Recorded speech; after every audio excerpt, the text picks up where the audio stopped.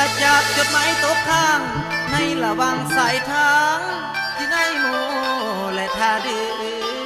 อเห็นจดหมายว่าเป็นเจียเศษเหลืออายเลยย่างเข้าใกล้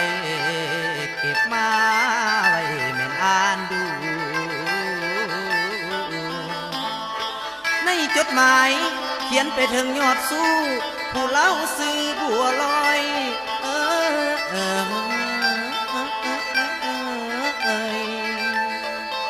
หัวใจว้อยลงดิน